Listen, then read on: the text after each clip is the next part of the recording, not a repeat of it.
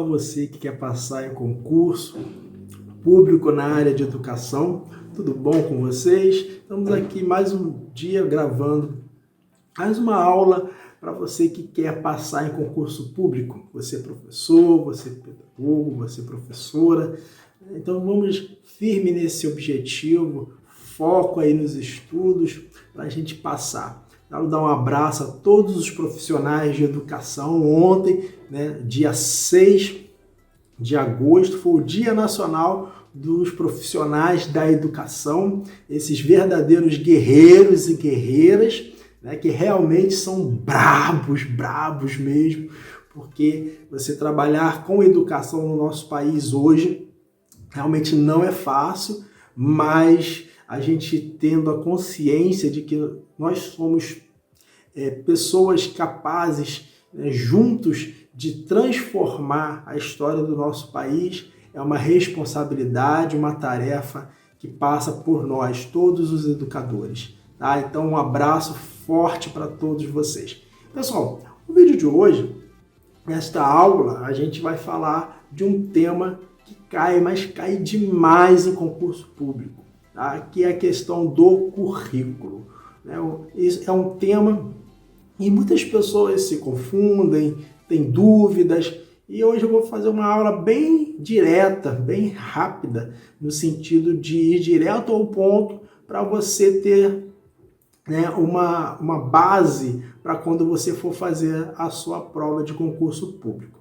Antes eu quero falar aqui, dar uma visão geral dos principais, as principais normas que tratam de currículo, tá, no nosso país. Então a gente tem a LDB, a Lei de Diretrizes e Bases, a gente tem os PCNs, tá, os Parâmetros Curriculares Nacionais, e a gente tem o nosso BNCC, a Base Nacional Curricular Comum. Tá? Então vamos fazer uma distinção, a gente definir cada um essas três normas, para a gente poder se situar e quando você for fazer a sua prova, você ter noção daquilo que está sendo pedido. Tá? Então, a LDB é a lei, vamos dizer, a lei geral, a lei maior que trata da educação no nosso país. É a Lei 9.394 do ano de 1996.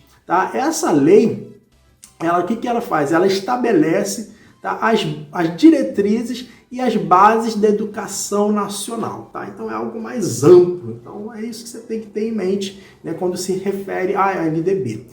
Já os parâmetros curriculares nacionais, tá, ele já é algo que são normas, diretrizes, que servem como referencial, norteador para o professor, coordenadores, direção, no sentido deles terem uma diretriz para ajudá-los no seu trabalho docente, no seu trabalho com a educação. Claro, respeitando as concepções pedagógicas do professor e as suas particularidades locais e culturais, tá bom? Então, nós temos esses dois e para fechar a Base Nacional Curricular Comum, que é o BNCC. Então, essa norma, ela define quais são os conhecimentos que todos os alunos, não importa se ele está lá no norte do país, se ele está lá no sul, se ele está lá no Mato Grosso, se ele está lá no Nordeste,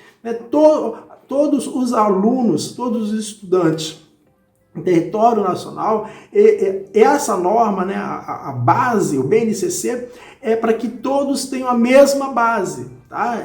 Ele, embora respeite também as suas particularidades locais, todos esses alunos eles precisam ter uma base comum, ok? É basicamente isso durante a educação básica, ao longo de todas as etapas e modalidades, ok? Então é isso, é um apanhado assim geral das principais normas, da normatização a respeito de currículo.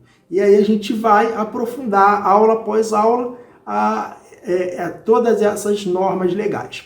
E aí a gente tem uma outra parte que cai também tanto quanto em concurso público, né? É a questão das teorias do currículo. Tá? Então, nas teorias do currículo, nós temos 3 teorias principais. Nós temos a teoria tradicional, nós temos a teoria crítica e a teoria pós-crítica. Tá? Então, vamos lá, os pontos principais para você não perder de bobeira uma questão que caia alguma dessas teorias. Tá? Então, a teoria tradicional é a teoria que enxerga a educação, né, de uma forma neutra. Como assim? Ela entende, né, que tá tudo bem, vamos colocar assim, que ela entende que ela não tem que interferir na questão do status quo, por exemplo, né, das forças dominantes da sociedade. Ela entende que o processo educativo ele deve ser neutro, deve ser isento. E até por isso, ela não questiona, né, a questão do poder. E aí ela se volta basicamente para as questões técnicas, para as questões científicas, né, na questão do planejamento, a questão da organização, das metodologias, né, e a relação professor-aluno é uma relação que não há diálogo, né, é uma relação de basicamente transmissão de conhecimentos, né, e pautada nas questões puramente científicas. Tá? Então, né, após essa teoria, então a gente tem a teoria crítica. Tá? Então, a teoria crítica ela vem justamente, o nome já diz tudo, ela vem para criticar, fazendo uma crítica à teoria tradicional, dizendo, peraí, não, a educação ela não é neutra, né? Ela precisa questionar o status quo, ela não pode, ela não é isenta. Né? O processo educativo ele não é. Existem forças dominantes, né? Existem dominadores que eles interferem sim no processo educativo. E isso precisa ser questionado. Então a teoria crítica ela se pauta justamente por isso, né? E mostrar que a educação ela precisa ser libertadora, emancipadora, ela é um local de resistência, né, contra essa dominação, por assim dizer, dos donos do poder. Tá? Então, uma concepção que ela pega muito ali a concepção, por exemplo, marxista, ela é influenciada lá pela escola de Frankfurt. Então, na verdade, a gente tem um questionamento desse status quo, tá? Das forças dominantes e, né, a existência de um currículo oculto. Né? O currículo não é só aquilo que está ali legalmente, as regras, a normatização. Existe um currículo que vai além do que está escrito na letra fria da lei. Tá? Existe um currículo que é o que acontece de fato dentro desse processo educativo. Então, isso é bem importante e é bem legal quando você pega o contexto histórico, então você começa a entender melhor. E aí a gente tem, por fim, a teoria pós-crítica. Tá? Então, ela, assim como a teoria crítica, ela também critica, né, o status quo, né, a questão das classes sociais, mas ela vai um pouco além. Ela começa a focar naquilo que interessa na questão do sujeito, do indivíduo. Tá? Então, ela começa a trazer questões como o multiculturalismo, né? Que existe situações que vão além, né, da questão social, da questão da dominação social. Né? Então ela vai além da teoria crítica por isso, que ela começa a olhar para o sujeito e ver que existem outros fatores que influenciam nesse processo educativo. A questão cultural, a questão regional, ela também critica a questão de não haver, né, um conhecimento absoluto, né, um conhecimento absoluto e verdadeiro. Ela entende que existem diferentes conhecimentos né? E esse conhecimento ele vai sendo transformado, né? Através do tempo e através, né, do lugar, do local, né? Então ela consegue ir um pouco mais além, né, do que a teoria crítica. Então, para a gente ter uma ideia, essa relação ela já é uma relação, né, do aluno com o professor de autonomia. Então, se lá na teoria tradicional a relação professor-aluno ela era uma relação, né, que não havia diálogo, né? Era simplesmente o professor transmitindo conhecimento para o aluno cumprindo regras. Tá? Então a crítica ela já é uma teoria que o pressuposto dela é que haja um diálogo entre professor e aluno e haja crítica do sistema como um todo. E a teoria pós-crítica, ela além dessa questão do diálogo do professor e aluno, ela também entende a importância da autonomia do aluno, que o aluno ele precisa ser autônomo, ele precisa buscar também os conhecimentos, né? Então, são essas 3 teorias que mais caem em concurso público. Então, você vai ver diversas questões, né, exigindo esse conhecimento. E aí, como eu sempre falo com vocês, prestem atenção, porque as bancas costumam a querer misturar essas teorias. Elas começam a querer colocar a teoria, principalmente a teoria crítica e pós-crítica, né, que são um pouco parecidas, né, até no que está, né, no próprio nome da teoria. Então eles começam a colocar pontos da crítica na pós-crítica e da pós-crítica na crítica. Então, às vezes o aluno fica um pouco confuso e na hora da prova acaba perdendo a questão, né? Ou mesmo a tradicional, se a pessoa ela realmente não estudou, né? Às vezes a pessoa estudou, não estudou o suficiente e aí, né, chega lá a teoria que de repente coloca lá uma questão falando sobre a organização, sobre a questão da avaliação, e aí a pessoa se confunde, aí coloca, né, como se fosse a teoria crítica e na verdade está lá na tradicional, e aí acaba acontecendo a confusão dessas teorias, e aí você acaba perdendo uma questão que não era para perder. Então presta atenção nisso, que isso é muito importante, vai fazer toda a diferença no seu concurso público. Então, pessoal, que vocês possam ter bastante atenção, bastante cuidado nessas questões, né? Eu sei que na hora da prova, muitas das vezes dá aquele branco, as pessoas acabam se perdendo na prova, né? Às vezes vem o nervoso, o frio na barriga, e às vezes né, acaba naquele momento ali, né, dando aquele famoso branco. Então, fica ligado nisso, tá? Porque se você fez uma boa preparação antes e entendeu, muitas das vezes você não é legal você simplesmente decorar, mas se você conseguir entender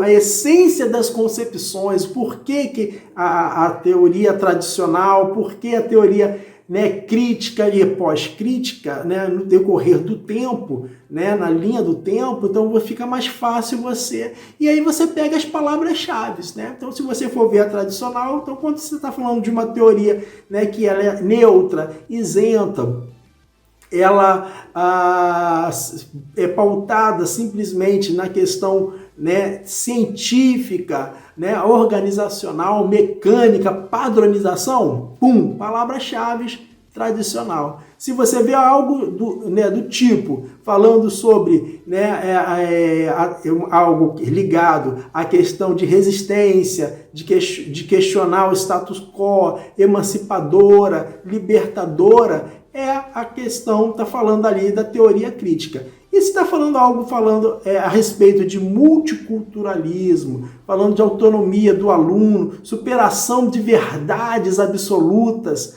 né, totalizantes, isso é importante. Por quê? Porque essa teoria pós-crítica ela justamente preza por isso, né, você questionar aquele conhecimento como se fosse, né, uma verdade que não se questiona. Ela entende as particularidades, né, a questão cultural e a questão mesmo social, mas ela vai na particularidade, né, do sujeito, ela olha para o sujeito.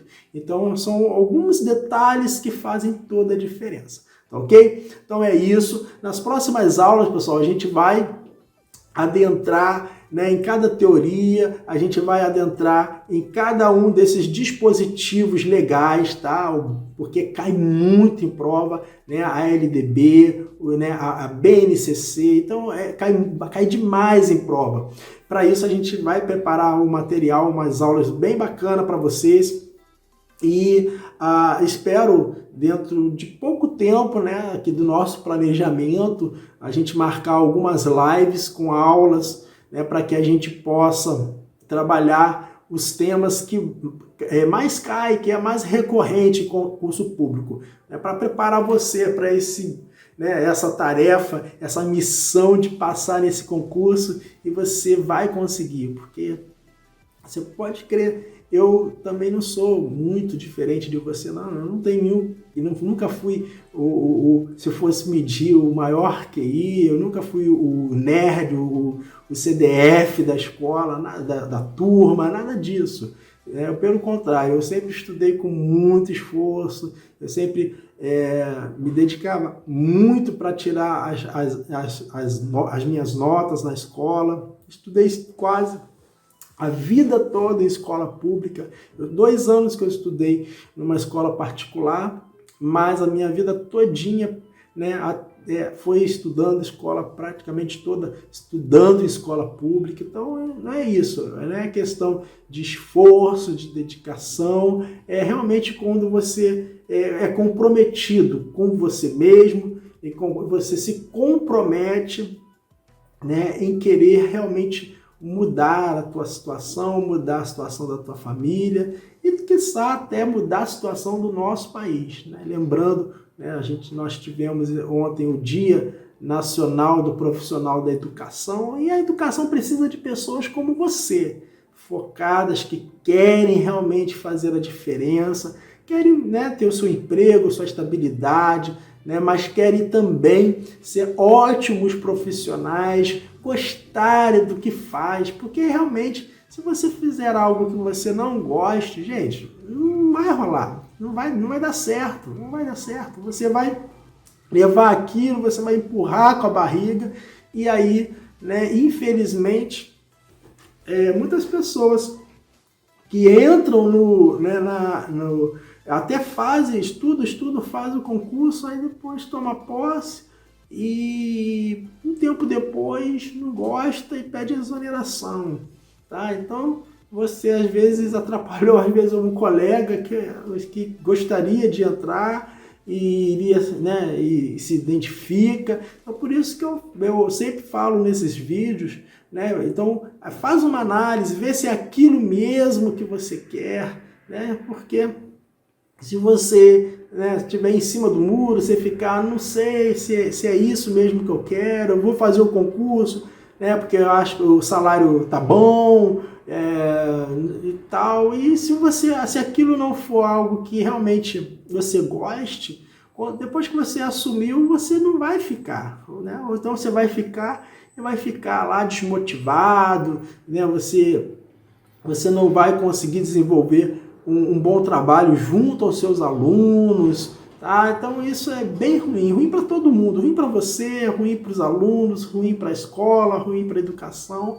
Então tenha certeza daquilo que você quer, né? Se você quer realmente ser um servidor público, então é o caminho. E se você está aqui até agora vendo esse vídeo, é porque realmente você está no caminho. Agora, faça essa análise, faça essa reflexão para que você porque pode ter algumas pessoas que estão aí e de repente ainda estão em dúvida se é isso que realmente quer, né? E aí mesmo que passe no concurso, eu já vi muitos colegas entrarem e depois pedir exoneração, tá? Então, assim, porque viu, não é bem isso que eu queria, pensei que não fosse assim. Então, eu até falo para as pessoas, vão num colégio, né? Vão lá numa creche, pode ser particular, municipal, né? Público, melhor ainda, e você vê a realidade, né, do dia a dia do profissional, né? Quando você faz estágio, você já começa a ter uma noção. Mas para que você chegue lá e você estude e você consiga fazer a diferença, né, para a sua vida, para a sua família e para aquelas pessoas que estão lá, aqueles alunos que estão, né, vão precisar de você para poder desenvolver, para poder realmente ser um cidadão do bem, né, poder conseguir um bom emprego amanhã. É isso. Pessoal, a gente fica por aqui. Eu agradeço a todos aí de terem ficado até o final aqui do vídeo. E vamos adiante com outros temas e outros assuntos, né? E então vamos lá, bora passar.